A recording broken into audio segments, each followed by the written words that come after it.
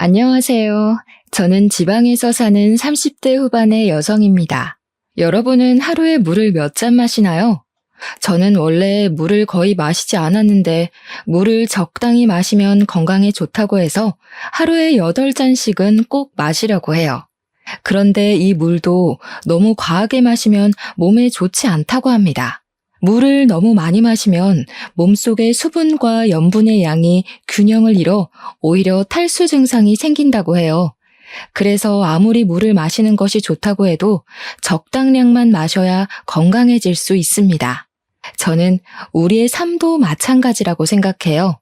좋다는 이유로 너무 과하거나 욕심을 내서 무언가를 하면 오히려 그르치는 경우가 종종 있는 것 같습니다. 지금부터 제가 들려드릴 이야기가 바로 욕심으로 인해 망해버린 내용인데요. 재미없는 사연일지도 모르겠지만 아는 동생의 이야기 듣는다 생각하시고 마음 편히 들어주시면 감사하겠습니다. 일단 우리 가족에 대한 소개부터 해보려고 해요. 저의 부모님은 젊은 시절 시내에 있는 상가 한 채를 매입하셔서 상가 관리도 하시고 나물이나 감자, 고구마 등을 밭에서 키우셔서 판매도 하십니다. 다시 말해 저의 부모님은 건물주이자 농부세요. 원래는 두 분이 밭일만 하시고 상가에는 관리인을 둬서 관리했으나 인건비가 너무 비싸기도 하고 청소도 제대로 되어 있지 않아 부모님이 직접 건물 청소 등을 하며 관리를 하시고 밭일도 하고 계십니다. 그리고 저는 부모님이 정성껏 농사를 지으신 나물이나 감자, 고구마, 고추 등을 받아서 회사들이 밀집한 지역에서 백반집을 운영하고 있어요. 사실 어릴 때부터 요리하는 것을 좋아했던 저는 수도권 4년제 대학교 식품영양학과에 입학했었으나 그곳에서는 요리보다는 음식에 대한 이론적인 것을 배우더라고요. 게다가 대학교 학비에 기숙사비, 생활비까지 하면 돈이 한두 푼이 드는 것이 아니었습니다. 이렇게 대학교에 다니는 것이 시간 낭비에 돈 낭비라고 느껴진 저는 오랜 고민 끝에 자퇴하고 부모님의 도움을 약간 받아 백반집을 차렸어요. 물론 지금은 부모님께서 지원해주신 모든 금액을 다 갚은 상태입니다. 백반집은 제 생각보다 정말 잘 되었어요. 집밥을 먹지 못하는 직장인들이 점심시간마다 줄지어왔고 그 덕에 점심때는 11시부터 항상 빈자리가 없었습니다. 게다가 저녁에도 점심만큼은 아니지만 손님들이 꽤 왔고 한 번씩 단체 회식 예약도 들어왔어요. 저는 제가 만든 음식을 먹으러 오신 손님들이 오셔서 실망하지 않도록 맛있는 음식으로 대접했고 백반집을 운영하는 데 있어서 절대 욕심 부리지 않았습니다. 그런 저의 진심이 통해서인지 백반집은 날이 가면 갈수록 더 사람들이 많이 왔고 백반집 연지 2년 만에 순이익이 어지간한 기업 연봉까지 나왔어요. 온종일 요리하는 것이 힘들기는 했지만 그래도 재밌었습니다. 그렇게 한 곳에서 15년 가까이 일했고 어느덧 저는 제대로 된 연애도 못 해보고 나이는 점점 들어 30대 후반이 되었어요. 오랫동안 장사를 하다 보니 단골 손님들도 많이 생기고 제법 친해진 사람들도 생겼는데 그중에 친절하고 착해 보이는 분이 한 분 계셨습니다. 그분은 회사 사람들과 몇 년째 식당에 오셨는데 일주일에 서너 번은 계속 마주치다 보니 친해지게 되었고 어쩌다가 그분의 이름과 연락처도 알게 되었는데 이름이 임준석이었어요. 준석 씨는 한 회사에 6년째 다니고 있는 과장이었고 저처럼 일만 하느라 결혼도 못한 상태였습니다. 우리는 몇 번씩 대화를 나누다가 자연스레 호감이 생겼고 식당이 아닌 외부에서 약속을 정하고 만나기도 했어요. 저는 점점 준석 씨에게 이성적인 설렘이 느껴졌고 어찌어찌 하다 보니 연인이 되었습니다. 연인이 되고 나서 우리는 애견 카페에 종종 갔어요.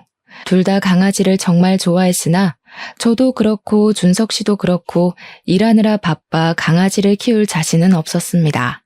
아무래도 강아지를 키우면 산책도 시켜주고 옆에서 같이 놀아주고 해야 하는데 저나 준석 씨나 거의 집에서는 잠만 자는 상황이라 집에 오랜 시간 혼자 있을 강아지가 안쓰러웠어요. 그래서 강아지를 키우지는 않고 대신 애견 카페에서 강아지들과 시간을 보내는 것을 좋아했습니다. 그 당시 제 나이는 37이었고 준석 씨는 41였어요. 둘 다 적은 나이는 아니었기에 짧은 연애를 하고 바로 결혼하고자 했습니다. 우리 부모님은 한 번도 데리고 오지 않았던 남자를 드디어 데리고 왔다면서 준석 씨를 아주 많이 반기셨어요.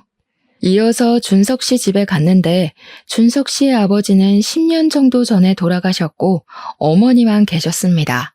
준석 씨의 어머니는 아버지의 사망보험금과 아버지께서 일하시며 모아두신 돈과 연금 등으로 생활하시고 계셨고 따로 일하시지는 않고 계셨어요.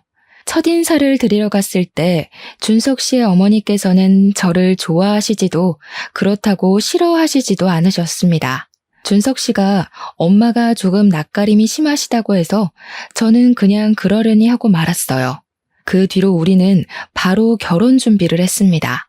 결혼 준비를 하며 신혼집을 구하러 다녔는데 아무리 계산기를 두드려 봐도 우리의 예산으로 살만한 집이 없었어요. 여기가 지방이기는 하지만 그래도 집값이 생각보다 너무 비싸더라고요. 집을 구하지 못해 발을 동동거리고 있는데 친정 부모님이 집을 아직 구하지 못했으면 아버지 명의로 된 시내 아파트에서 일단 살라고 하셨습니다. 사실 우리 친정 부모님은 외곽에 주택이 하나 있고 시내에 집이 하나 있어요.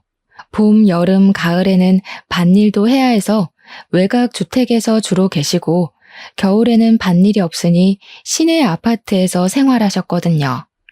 외곽에 계시면 생활이 불편하지 않겠냐고 했더니 외곽이라고 해도 시내까지 가는데 차 타고 10분이면 되고 아버지, 어머니 두 분 다 운전하셔서 크게 불편하지는 않다고 하셨습니다.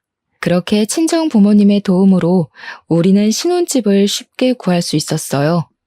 신혼집을 구한 후에는 모든 결혼 준비가 일사천리로 진행되었습니다. 결혼 준비를 하면서도 준석 씨의 어머니, 이제는 저의 예비 시어머니는 여전히 저를 그렇게 반기시지는 않았어요. 하루는 저녁 장사를 마치고 집에 가려는데 길에서 익숙한 뒷모습이 보였습니다. 자세히 보니 예비 시어머니였어요.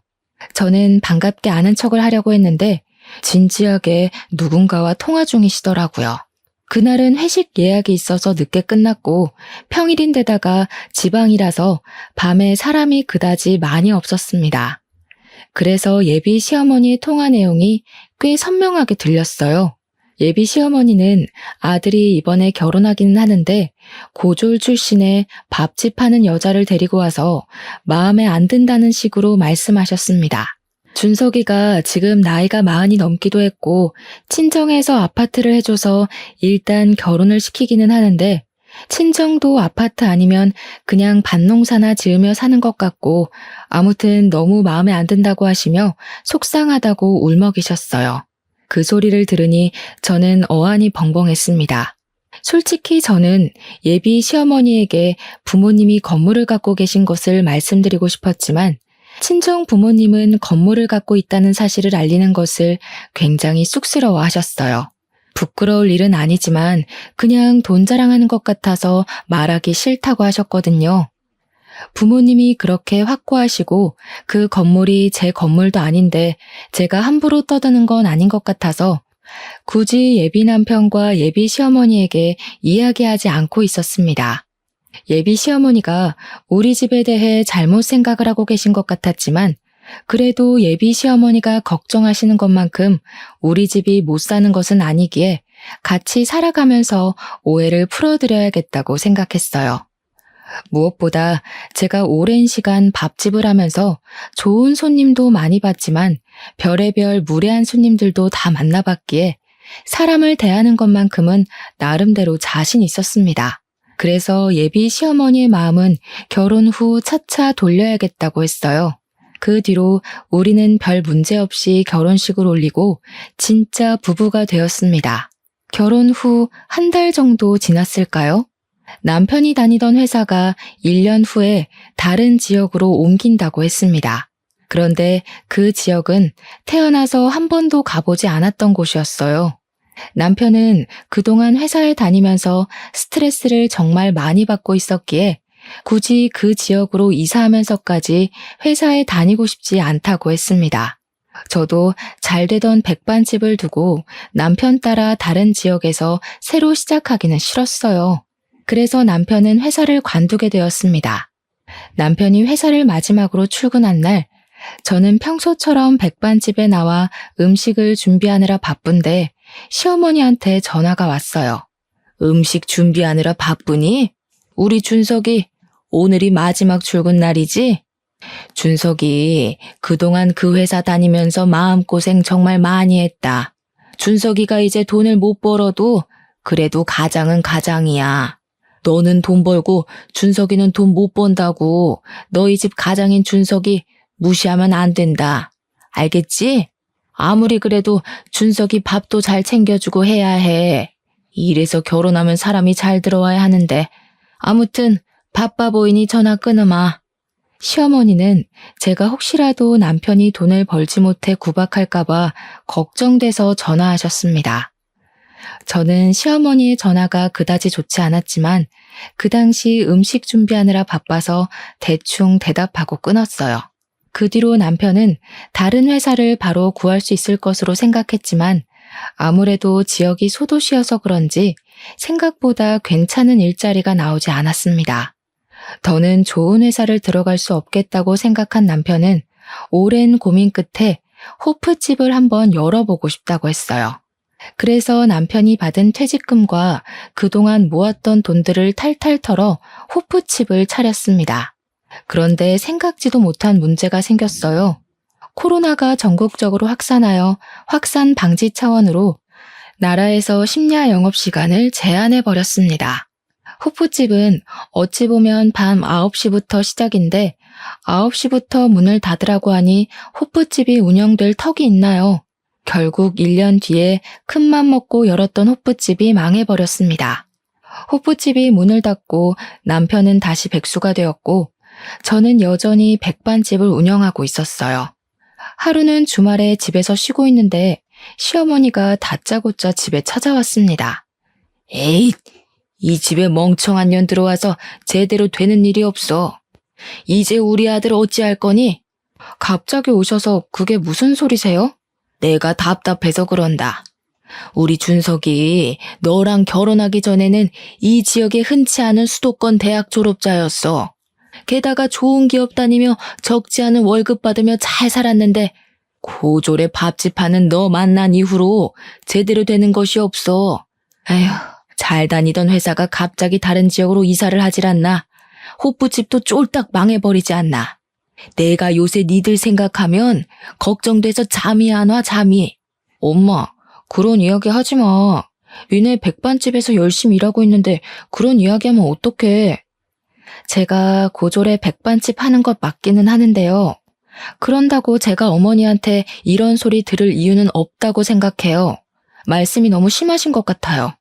시어머니는 집에 오자마자 저에게 결혼시킨 것을 후회한다는 식으로 말씀하셨습니다. 시어머니가 걱정되는 것은 이해하지만 솔직히 답답하기는 제가 더 답답했어요. 코로나로 인해 회사들도 단축근무 또는 재택근무로 많이 전환되기도 하고 점심시간에 식당 이용하기보다는 도시락을 많이 먹으면서 백반집의 매출도 점점 줄었습니다. 저는 배달을 하거나 포장을 하지도 않았기에 코로나로 인한 타격이 꽤 컸어요. 남편은 일을 도무지 못 구하고 있었고 제가 백반집에서 번 돈으로만 생활하려니 힘들어 죽겠는데 시어머니까지 와서 제가 멍청해서 이렇게 되었다는 소리를 들으니 너무 속상해서 눈물이 다 났습니다. 시어머니는 제가 갑자기 울자 당황해하면서 나가버렸고 남편은 그런 저를 위로해 주었어요. 어머니한테 다시는 이런 말 듣지 않게 하겠다고 하고 자신도 얼른 일을 구해보겠다고 했습니다. 그 뒤로도 여전히 장사는 힘들었어요. 하루는 가게 앞에 앉아 한숨 쉬고 있는데 친정 부모님이 오셨습니다. 시내에 볼 일 있어서 왔다가 잠깐 들렸는데 왜 이리 얼굴이 상했냐고 하셨어요. 저는 엄마에게 남편은 회사를 못 구하고 백반집 매출도 안 나와서 너무 힘들다고 했습니다. 그리고 시어머니가 아직도 저를 그다지 좋게 생각하지 않는다고 말하고 싶었지만 부모님이 속상해 하실까봐 말하지 않았어요. 부모님은 저의 이야기를 듣더니 그동안 힘들었을 텐데 왜 내색하지 않았느냐고 하셨습니다. 그러면서 그렇게 정 힘들면 일단 지금 사는 집 명의를 제 명의로 바꿔주시겠다고 했어요. 나중에 혹시 더 힘든 일이 생기거나 하면 그때 그 집을 팔던가 해서 자금을 마련하라고 했습니다. 그리고 이거는 일단 혹시 모르니 시댁이나 남편에게 굳이 말하지 말고 여전히 명의는 부모님 명의인 것처럼 하라고 했어요. 제가 굳이 왜 그래야 하냐고 했더니 여자도 뭔가 비빌 언덕이 있어야 한다며 일단 제 명의로 하되 남편에게는 비밀로 하라고 했습니다. 그렇게 저는 부모님의 말씀대로 집을 제 명의로 몰래 바꾸었어요. 남편은 그 뒤로 열심히 일을 구해보려고 했지만 코로나 시국이라 회사에 다시 들어가기 힘든 상황이었습니다. 저는 더는 가게 장사만으로는 안 될 것 같다는 생각에 배달을 시켰어요. 회사에 도시락 배달을 하니 조금씩 주문이 들어오기는 했지만 배달료가 너무 비쌌습니다.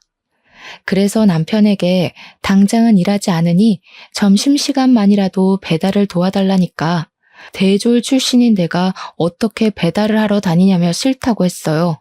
그러면서 자신에게 기가 막힌 사업 아이템이 있다고 하며 저에게 한번 들어보라고 했습니다. 사실 이 동네에 강아지를 키우는 사람들이 많은데 강아지들이 마땅히 놀만한 곳은 없었어요. 요새는 목줄도 의무화되고 큰 개들은 입마개도 꼭 해야 하며 개물림 사고가 잦다 보니 애견인들이 마음 놓고 다닐 곳이 생각보다 없었거든요. 그래서 남편은 애견 유치원을 열고 싶다고 했습니다. 주변에 강아지를 키우는 지인들에게 물어보니 애견 유치원이 하나쯤 있었으면 좋겠다고 했다면서 한번 열어보자고 했어요. 나쁜 생각은 아니었지만 이미 호프집으로 망한 터라 저는 또 망할까봐 걱정되었습니다. 그러던 어느 날 친정엄마에게 전화가 왔어요. 남편은 요새 회사 구하고 있냐길래 사실 지금 애견 유치원을 창업하고 싶다 해서 일을 도와줘야 할지 말아야 할지 고민이 된다고 했습니다. 친정엄마는 처음에 아버지가 상가 매입한다고 하셨을 때 엄청 말렸는데 지금은 결국 잘 되고 있지 않냐며 한번 남편 믿어보라고 했어요. 그리고 친정엄마 지인분들도 이 근처에 강아지들이 놀만한 곳이 없다고 이야기했다며 애견 유치원 하나쯤 생기면 잘 될 것 같다고 하셨습니다. 그리고 다음날 친정아빠가 남편과 저에게 전화해서 잠깐 친정으로 오라고 했어요.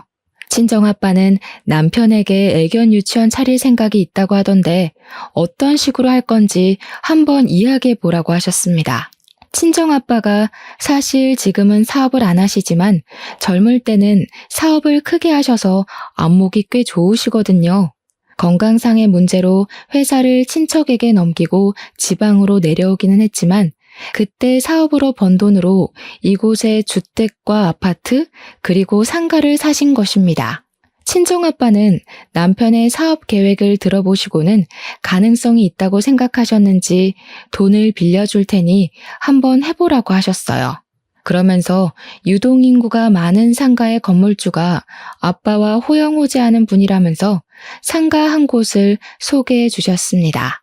그곳은 사람들이 많이 다니는 곳이라 원래는 정말 비싼 곳이었지만 친정아빠의 도움으로 저렴하게 상가를 얻을 수 있었고 애견 유치원처럼 창업하는 데 드는 비용 일부도 차용증을 쓰고 아빠에게 돈을 빌렸어요.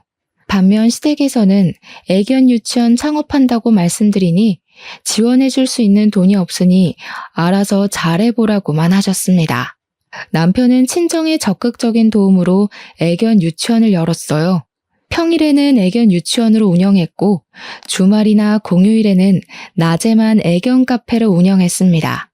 저는 평일에는 백반집을 운영했고 주말에는 애견 카페로 출근해서 남편의 일을 도왔는데 생각보다 손님이 꽤 많았어요.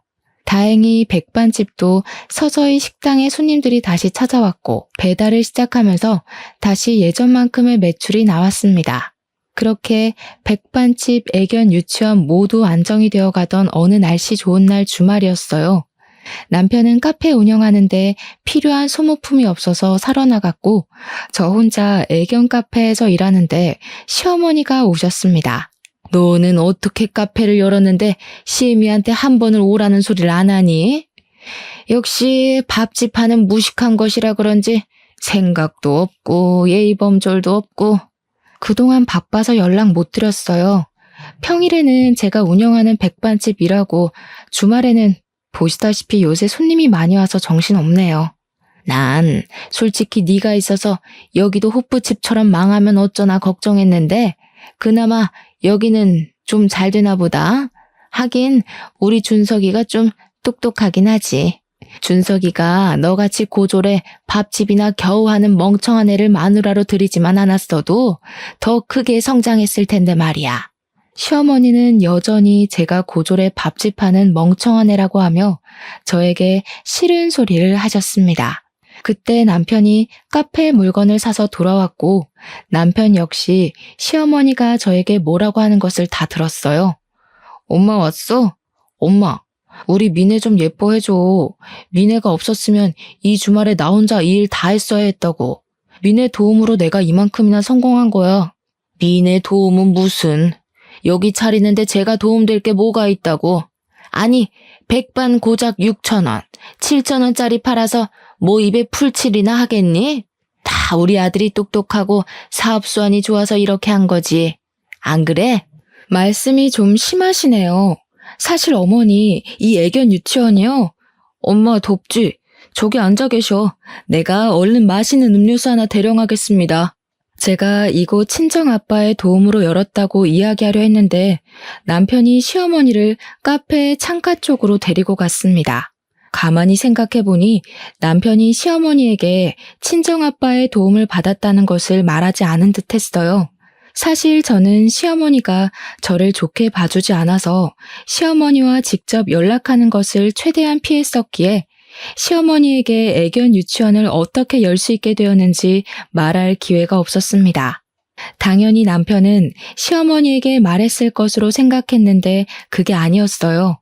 그날 시어머니가 가시고 퇴근 후 집에서 남편에게 시어머니한테 친정에 도움받은 것을 말하지 않았냐고 물었습니다. 사실 우리 엄마 나 백수된 뒤로 정말 많이 걱정하셨어. 여보는 엄마랑 거의 통화하지 않아서 잘 모르겠지만 그동안 정말 마음고생 심하게 하셨거든. 그때마다 내가 일하며 모아둔 돈 많이 있다고 해서 엄마는 그런 줄로만 알고 계시는데 내가 장인어른의 도움을 받아서 애견 유치원 열었다고 하면 너무 미안해하시고 돈이 그렇게 없나 걱정하실까봐 일부러 말씀 안 드린 거야. 여보가 기분이 나빴다면 미안한데 조금만 우리 엄마 이해해주라. 엄마가 아버지 돌아가신 후로 정말 예민해지시고 걱정도 많아지셔서 말이야. 그래서 자꾸 여보한테 말도 심하게 하시는 것 같기도 하고 내가 중간에서 더 잘할게. 남편이 이렇게 이야기하는데 제가 더는 할 말이 없었습니다. 저는 남편에게 아빠의 도움을 받았던 것은 굳이 말씀 안 드려도 되지만 시어머니가 저에게 막말은 못하게 중간에서 잘 막아달라고 했어요. 그 뒤로 남편의 애견 유치원은 잘 되었습니다. 원래는 남편 혼자 운영했지만 아르바이트생도 2명이나 두었어요.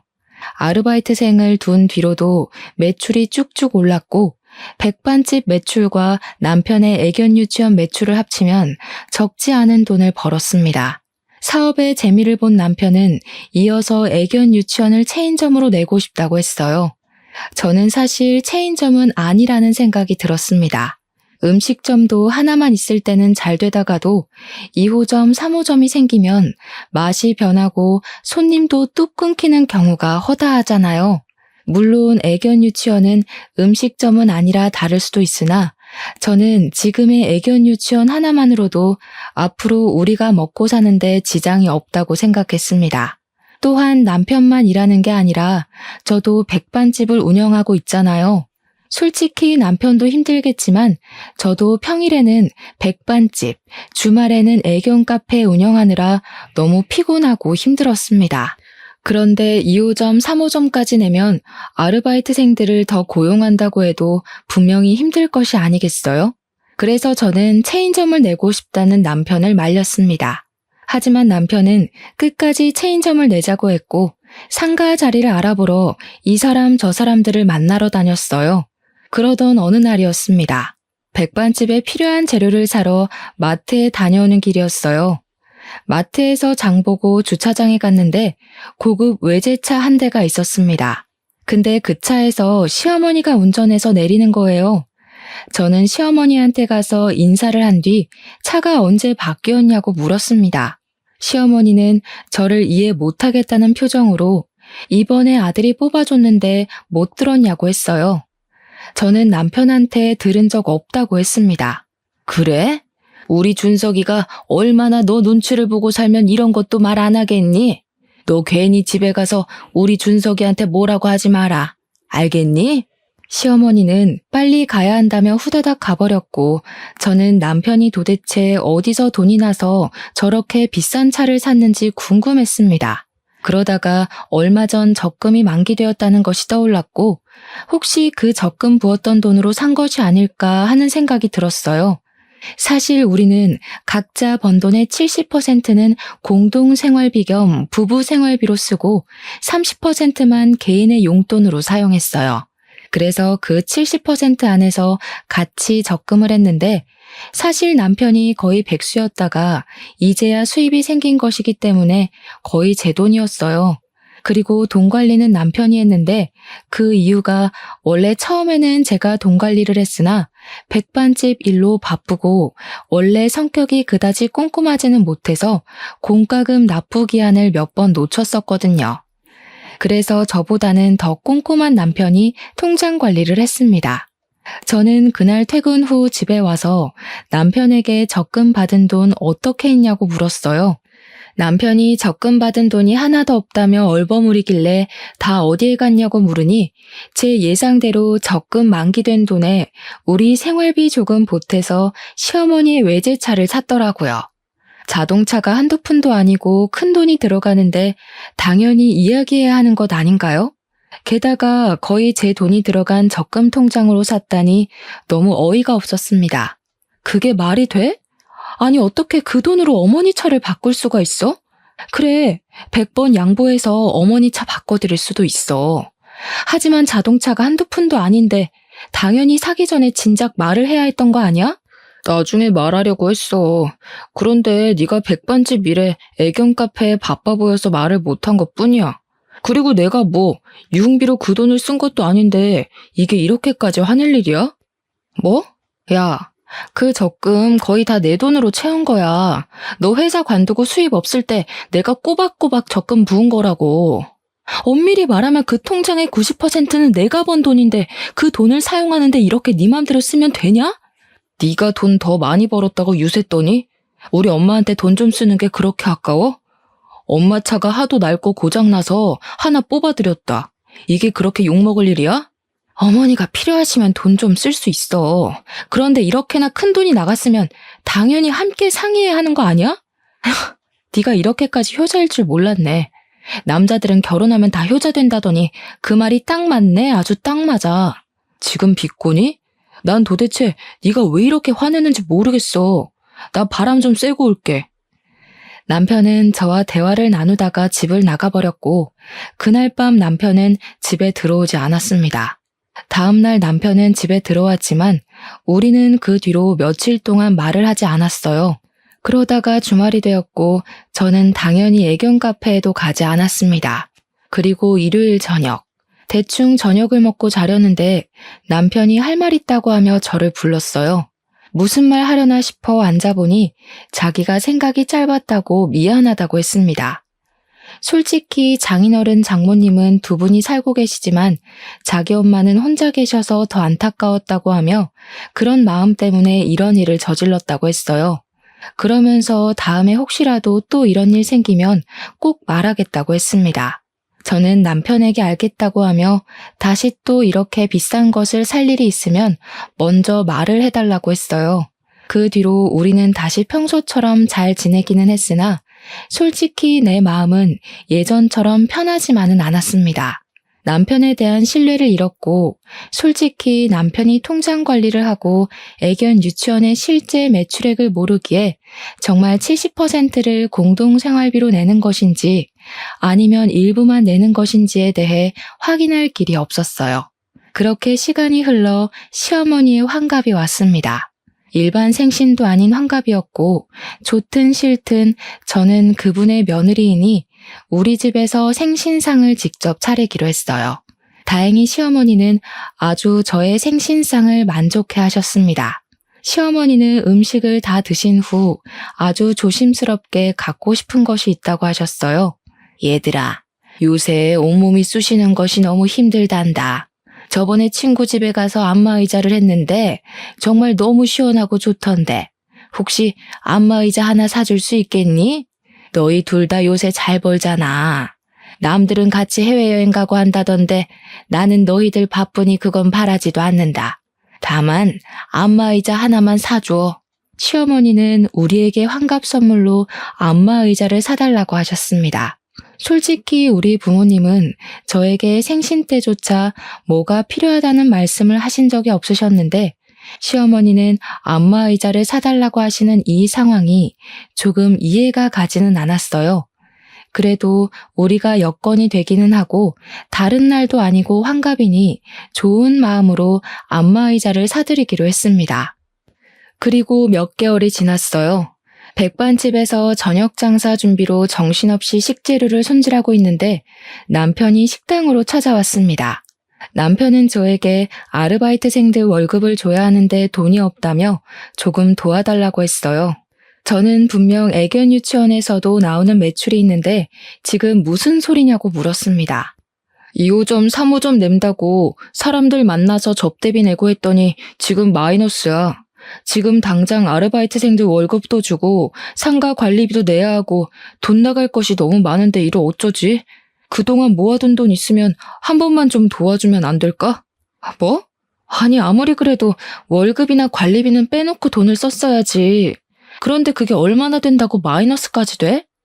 이따 밤에 확인 좀 해봐야겠어. 확인하고 나서 돈을 빌려주든 말든 할게. 남편은 제 앞에서 돈이 없다고 울상이었습니다. 그날 밤 퇴근 후 집에 가서 남편과 함께 통장을 확인해 보니 남편은 꾸준히 시어머니한테 용돈을 보내고 있었어요.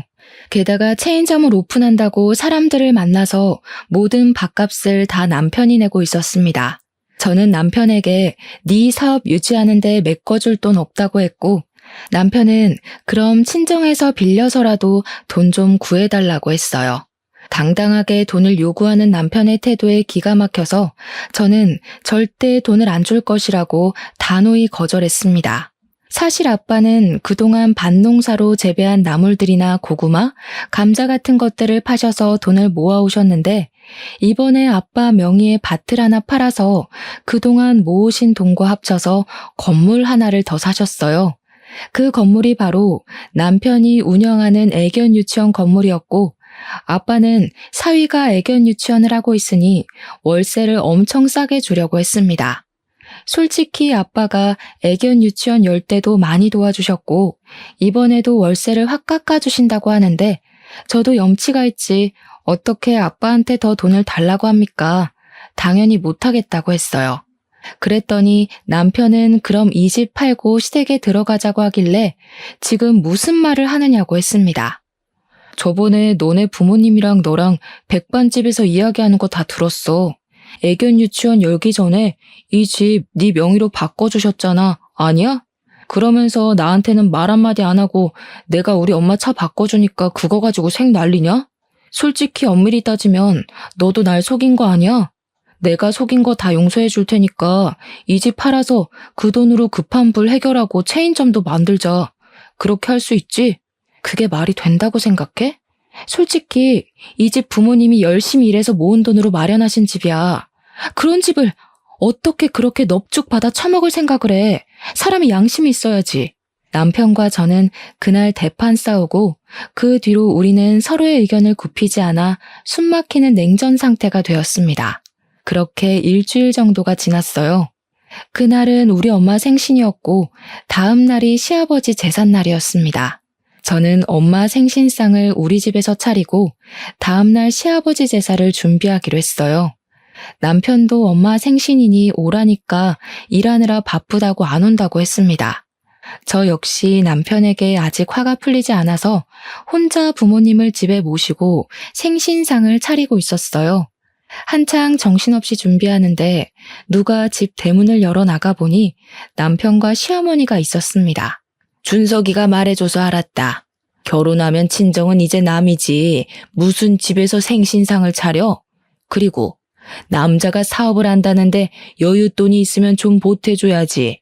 돈도 안 보태주면서 어디서 감히 집에서 친정 생일상을 차려?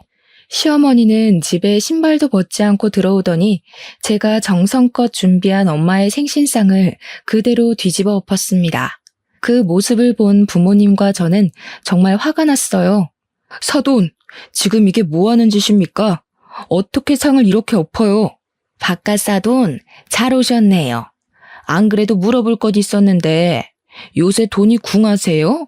왜 건물에서 청소하고 다녀요? 아니 글쎄 어제 내가 친구들이랑 밥 먹으러 갔는데 사돈 남자 화장실 청소하고 나오시더라고요. 그나마 사돈이 날 못 봐서 망정이었지. 만약에 날 아는 척이라도 했으면 어쩔 뻔했어? 대원 참 쪽팔려서.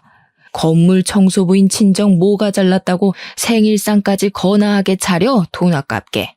아빠가 예전에 산 건물에 꽤 괜찮은 음식점이 하나 있는데 시어머니가 그 음식점에서 밥을 먹고 나오는 길에 화장실 청소하고 나오시는 아빠를 보셨나 봐요. 시어머니는 건물 청소하는 아빠의 모습이 부끄러웠다고 하며 대놓고 면박을 주었습니다. 네, 제가 그 건물 청소합니다. 그런데 제가 왜 그 건물 청소하고 다니는지 아세요? 뭐 보나마나 푼돈 몇 푼 좀 벌어보려는 거겠지 뭐. 어찌 보면 틀린 말은 아니네요. 인건비 좀 줄이려고 제가 직접 청소하고 다니는 거니까요. 인건비? 무슨 인건비? 당신이 그 건물 주인이라도 돼? 그 조물주 위에 있다는 건물주라도 되느냐고. 네, 그 건물 주인이 바로 접니다. 건물 관리 청소 용역까지 쓰려니 아무래도 돈이 한두 푼 드는 것이 아니라서 제가 직접 그 건물 관리하고 있었다고요. 그 건물에 상가 풀로 입점한 건 아시죠? 그리고 말이죠. 당신 아들이 운영하는 애견 유치원 그 건물도 이제 제 건물입니다.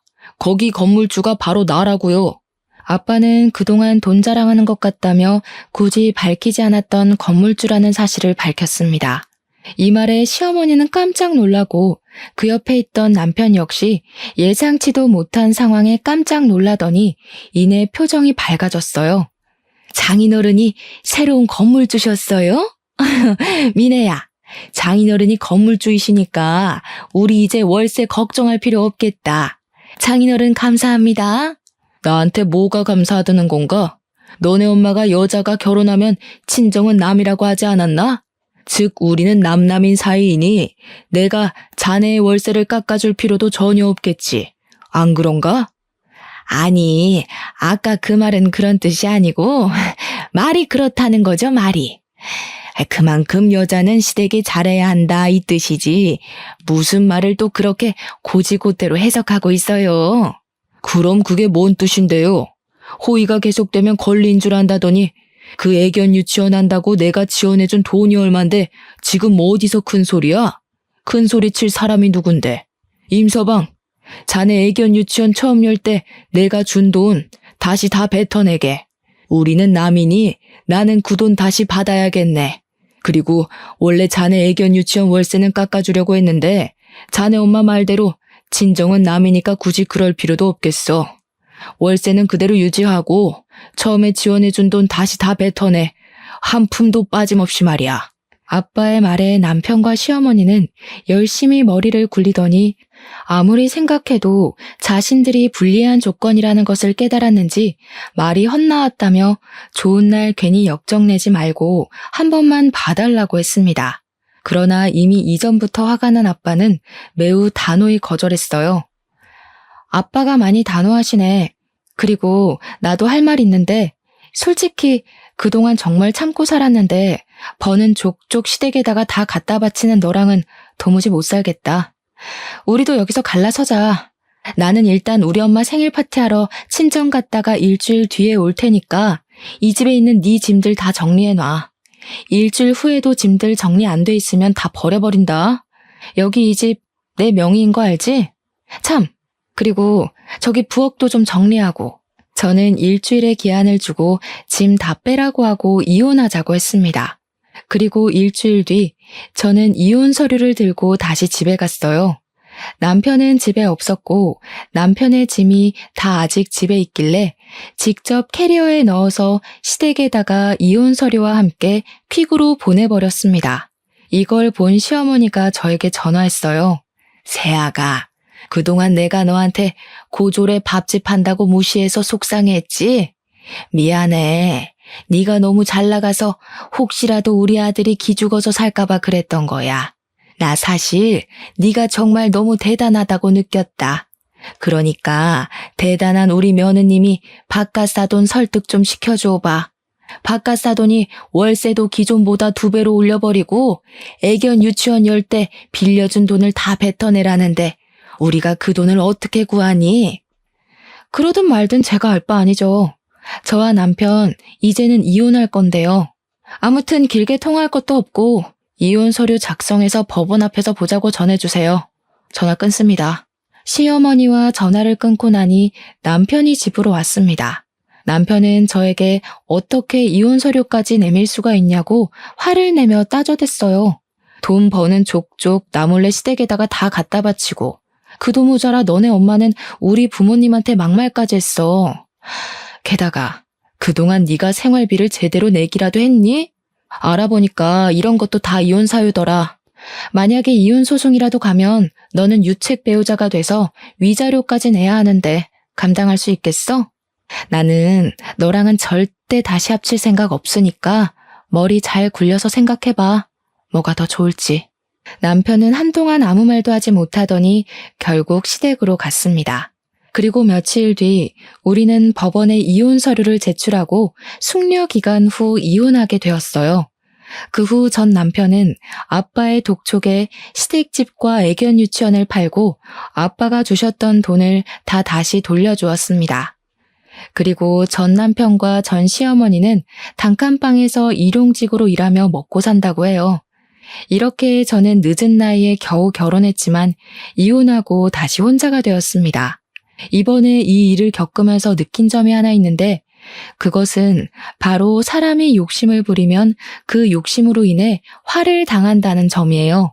생각해보면 사람이 욕심을 부려서 오히려 망한 경우를 꽤 많이 본 것 같은데 그래도 사람인지라 뭐 하나가 잘 되면 더 많은 것을 얻고 싶은 욕심이 생기는 것 같습니다. 하지만 저희 부모님은 그런 욕심을 부리시지 않으셨고 그 결과 지금까지도 적지 않은 재산을 가지고 계셔서 지금도 행복하게 사시는 것 같아요. 저 역시 이런 부모님을 본받아 앞으로 남은 삶을 살아가는 데 있어서 돈이든 명예든 그 무엇이든 간에 욕심 부리지 않고 정직하게 살려고 합니다. 오늘 이렇게 부족한 글솜씨로 사연을 쓰니 뭔가 속이 후련하기도 하고 더 열심히 살아야겠다는 생각이 드네요. 이제 장사 준비를 하러 갈 시간이 되었네요. 저의 긴 이야기 들어주셔서 감사합니다. 다들 즐거운 식사 시간 보내시고 오늘 하루도 행복하시길 바래요.